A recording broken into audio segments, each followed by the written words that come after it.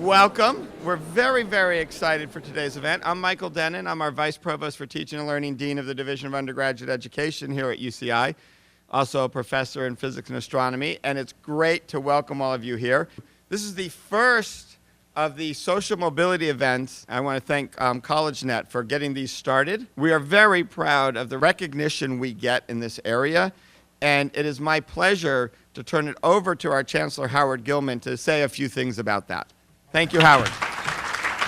You know, this campus, we're all proud of the recognitions that we get, and I know how much we love U.S. News and World Report, right? But we're still proud that, we're this 9th-ranked public research university in the nation. It's a little bit of a pat on the back. We're proud that, Money Magazine will call us a best value college. We're proud that Money Magazine calls us the #1 university for beach lovers. I'm not sure you knew that one, but the youngest institution to be invited into the Association of American Universities. So, when you are trying to create a great institution for knowledge creation and education, you want recognition for tremendous faculty and staff and students working together to uncover the most important questions, to do education at the very highest level. So we are proud when the quality of the work, the quality of the faculty, the staff, and the students are recognized. How could you not be proud of that? But there's nothing, I think, that makes this university more proud than when we combine that recognition of academic and research excellence with our commitment to serving all the people. And I know how proud this community was a few years ago, and then again a year later, when the New York Times asked that very interesting question, which is not which universities of academic excellence are at the highest ranking of academic excellence, but which of the most excellent universities on those measures are doing the most to serve low-income students and to be a force for social mobility. And it just turns out that in the United States of America, that I hear has a lot of colleges and universities, that when the #1 university in the United States to promote the American dream on that measure is UC Irvine, is that a source of pride for us? Well, and it's even more important than those Nobel Prizes and the like for this important reason.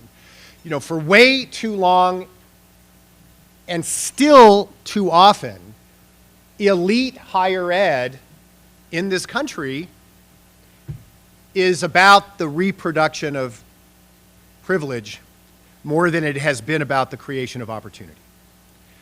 And, for a long time, it was only folks of a certain background who were even thought deserving of going to college or university. I mean, if you look at the percentage of 18, 19, and 20-year-olds, let's say in 1920, that even went to college or university, the percentage in this country was woefully, woefully small, 8, 9%. Most of our history, colleges and universities were finishing schools for fancy people and for the privileged. A couple of things broke that down. World War II, of course, broke it down. People of lots of different backgrounds fighting, coming back to the country. And even if before World War II, your immigrant status, for example, made the country think you shouldn't go to Harvard or Yale because only folks of a certain breeding, which I'm sure is the conceptualization at the time, deserved to go to such places. Once all those folks who had come, immigrant backgrounds, other backgrounds, decided to fight for this country, it was hard to say you don't deserve a chance as well. Civil rights movements begin to break things down, and it was not until that era, especially the 1950s, and especially in California, that this powerful idea was generated that elite higher ed at the highest level of research and education was a right of all people of goodwill, regardless of background. That is not in the founding documents, but that was an idea that emerged not that long ago. And we're proud as a campus because when the University of California decided, with great state leaders in the mid-20th century, that Californians were too important so that people in California shouldn't have to go to the East Coast to get the very, very best education. To create a master plan for education that allowed people to plug in at lots of levels, but had as one key principle, the principle that the very best and brightest, regardless of background, should be able to go to an elite university of the people. Because it's way too easy to say that the privileged get the best education from the best professors, and everybody else gets what they can get. The true greatness of a country is when you can combine your belief in the value of academic excellence and the notion of the best and the brightest working hard with the value of opening the doors to everyone who wants to be challenged that way. And we're proud because as a campus, we were created when the University of California, with great state leaders, said, we're going to make that happen. And we can't make it happen with one flagship university and a lot of other universities where everybody else goes. We are going to create a system of public Ivies. And we were created, Johnson coming 1964, doing the groundbreaking right around the time he signed the Civil Rights Act of 1964.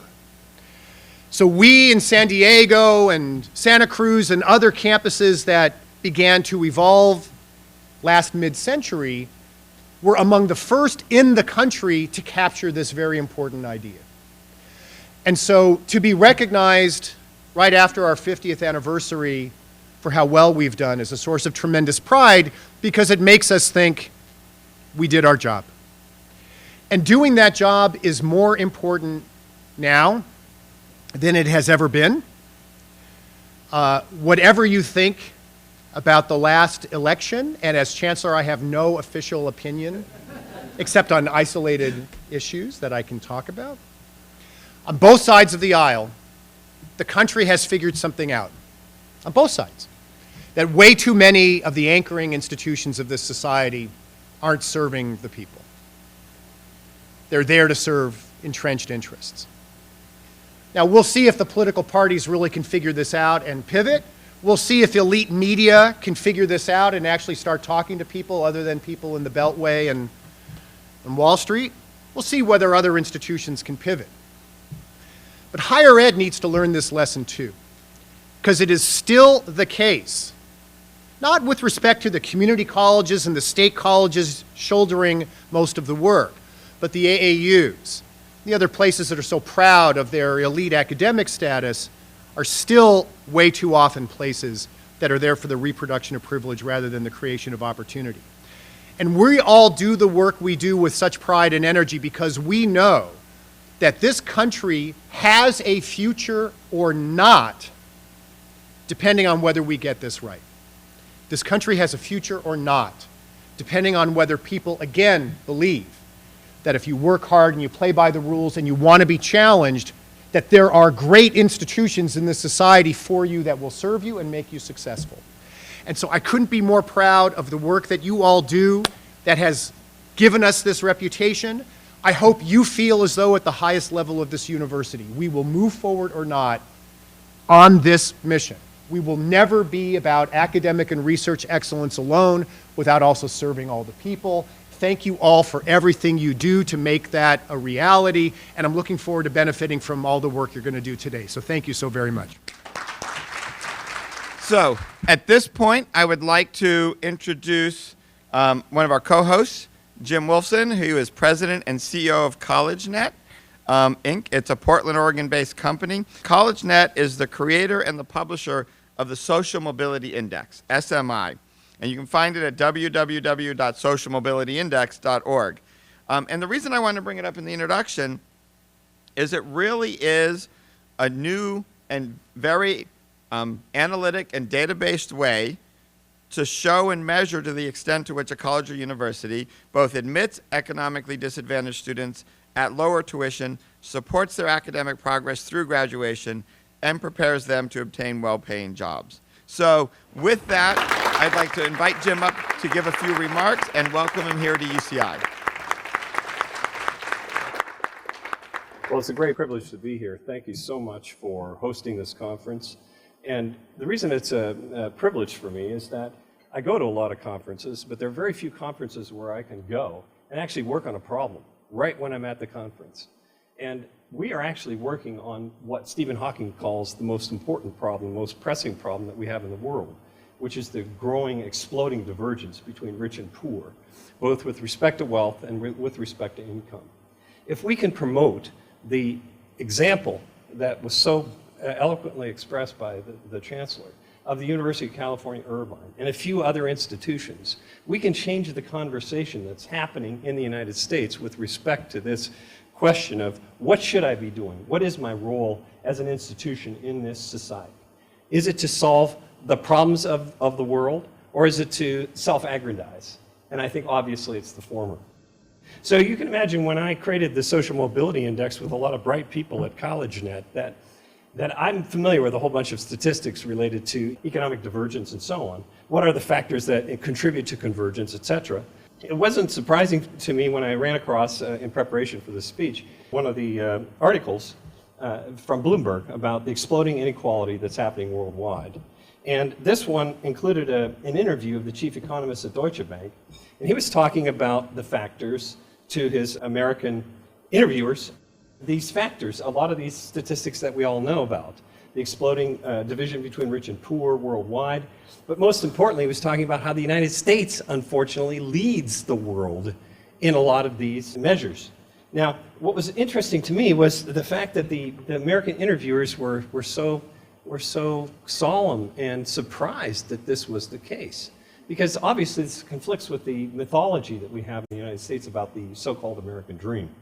So as he continued to show chart after chart after chart, he showed this one. This is something called the Gini coefficient. And it's a very simple measure. It's not a suggestion for policy, but it's a way to measure disparities in income through a society. And the United States, again, leads here in this so-called Gini coefficient. And what that is, in the case of the United States, if you took 40%, it would take 40% of the income that's distributed, take 40% of that and spread it out. It would take that much income to make everybody have the same paycheck. Now, it's not a suggestion of policy, it's just a way of measuring the disparity between rich and poor, at least with respect to income. And so, interestingly, the United States leads. In second place is UK. And of course, we have the fact that UK voted to Brexit, and of course, the United States voted for Donald Trump as president. So we have this emerging populism that's happening, and the tie is well expressed, I think, by Stephen Hawking. He states that we have a serious problem here. The elites need to wake up. We can't just keep pointing our finger at how stupid those people are, how crazy it is that Donald Trump tweeted this and that.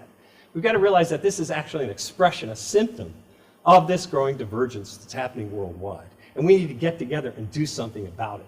And what's so cool is that we actually have a chance to do this here at this conference. We have a chance. Because one of the things that the economists agree to, there's an aphorism that you could string all the opinions of economists and you'd never reach a conclusion. But one of the things that they do agree upon is that education is the most important rung on the ladder for social mobility. So if we can spread this, we have a great opportunity to have impact on what Hawking calls the greatest problem. The reason he says it's the greatest problem is that he understands the history of the 20th century. He understands that prior to World War I was the so-called Bell Epoch, which was the greatest economic divergence that existed so far in recorded history. And out of that exasperation, when the downturn occurred and when you saw those pictures of Deutsche Marks on the wall, because inflation went rampant, was the fertile territory for extremism. And we can't afford this. Hawking knows, and we should know as well, we can't afford this in a nuclear-tipped world. We can't afford it. We've got to address this issue. And in the United States, to solve this problem, we've got to understand the problem, right? So out of MIT, David Otter, in Science Magazine in 2014, explained to us that the United States, is the least economically mobile among all developed nations, right? And what that means is that the chances of you as a child of your father or your mother has less likelihood in the United States to surpass them in terms of wealth and income than in any other developed nation. And how does that square with the mythology of America as the land of opportunity? But that's the reality. The other thing that's so disturbing is that the levels of inequality, now exploding, are approaching the levels of the Belle Epoque in Europe. In the United States, we are having this happen right now. So we have this collision between the myth of America as a land of opportunity and the reality of these data. So now, interestingly, in the 20th century, we've got something that's happened to us. It's really helped us. Through big data, we've begun to understand some of the relationships, some of the quantitative aspects of capitalism. Now, there is a correlation called R is greater than G. It came out of the University of California, actually. Emmanuel Satz, working with Thomas Piketty from France, came up with this correlation.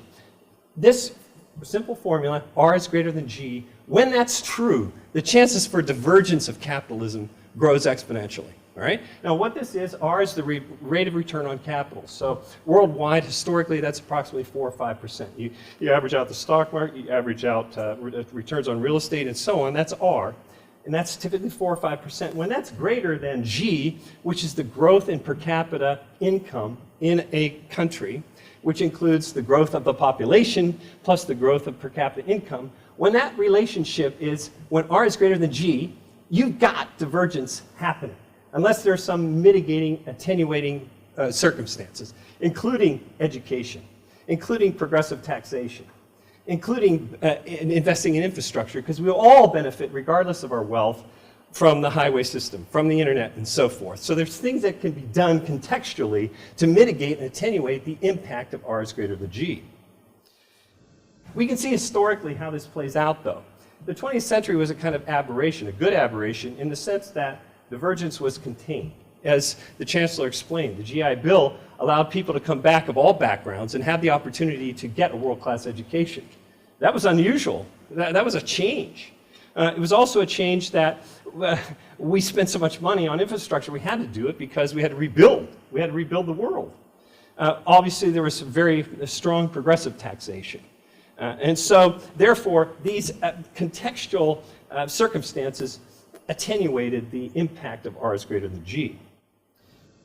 Here we are. We're lucky, though, because we understand that education is the most important rung on the ladder of social mobility.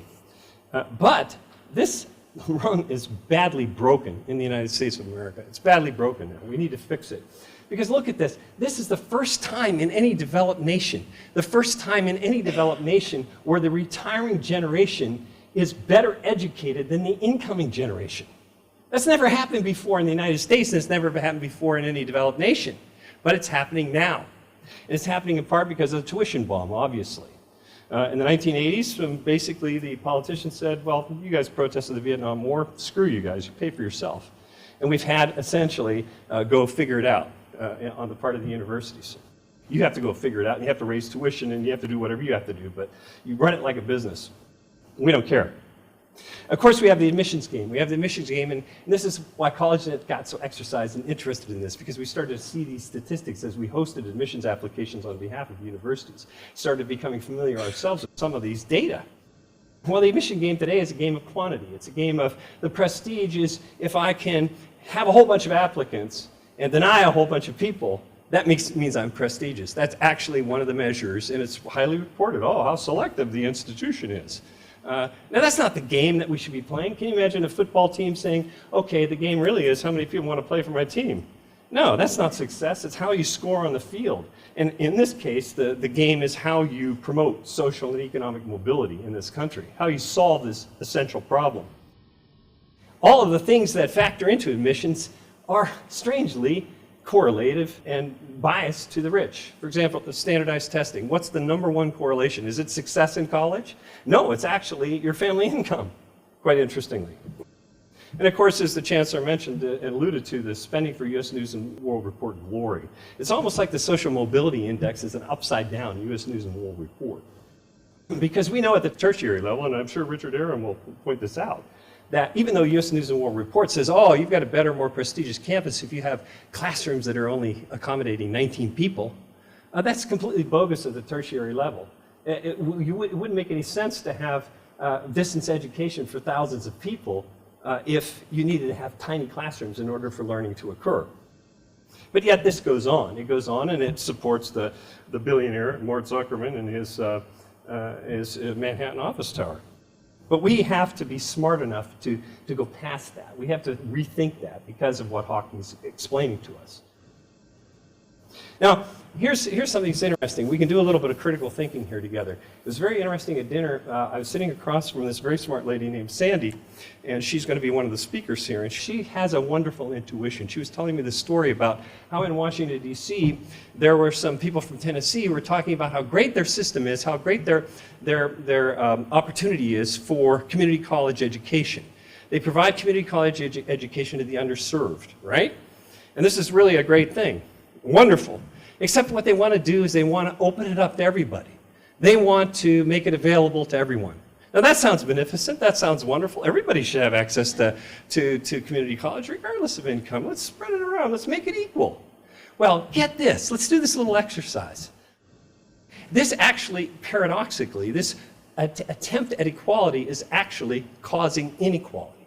Okay, I'll explain how this works. Now we all have incomes here, right? Thankfully. Let's suppose the median income in this room is $100,000, right? Now I can do something for convergence sake to actually attenuate the divergence that exists here, because there's some people that make more than others, obviously, here. But I can dampen that down by coming up with what we might call the Jim grant, right? I'm going to give everybody below the median income $1,000, okay? So if you're making less than $100,000, I'm going to give you $1,000. Now I've just, by virtue of putting in this program, attenuated the economic divergence by income that exists in this room. That's a cool program.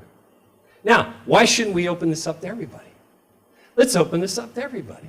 Let's expand the Jim program so that everybody, regardless of income, in this room gets $1,000 from Jim. I'm cool, aren't I?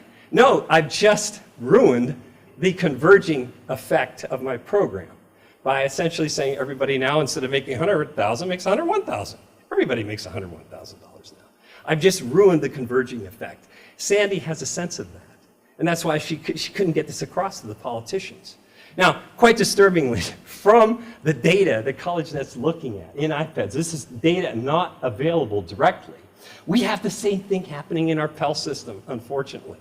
Now, imagine if I'm blind with my Pell Grant gun, and I'm throwing darts out there, and it doesn't matter what the income of the individual happens to be, whether it's below the median income or above the median income. If it was true that 50% of the Pell Grants went to people that were above the median income and 50% went below the median income, I'd have the same effect. I would ruin the system for the sake of convergence, you see? But that's exactly what's happening with our Pell system. That's what's happening from the iPad's data. It's a great thing if I can get a grant. I mean, I've got some reasons. You give me $1,000, I'll take it, right? I got 2 children, and I got all kinds of reasons you should give me $1,000. But at least with respect to this question as to whether the system itself, the Pell Grant system, is a force for convergence, I'm sorry, it isn't anymore. And we need to fix this. And we could fix this if individual institutions said, I don't care what the federal government says, I'm going to make sure that the student who gets a Pell Grant is below the median income. Individual institutions could make that decision if they were aware of this. Now, I've given you a little taste of critical thinking. This is what I'm most concerned about with respect to economic homogeneity. When we make campuses places where it's safe to be similar, that everybody comes from the same background, and we can point to how stupid the tweets are of Trump, and we can say how ridiculous it is, the Brexit vote, and so on. Then it's safe to be similar. I miss a chance for critical thinking. And this goes to the heart and fabric of what an institution should do and needs to do for our culture to solve this terrible and difficult problem of social and economic mobility.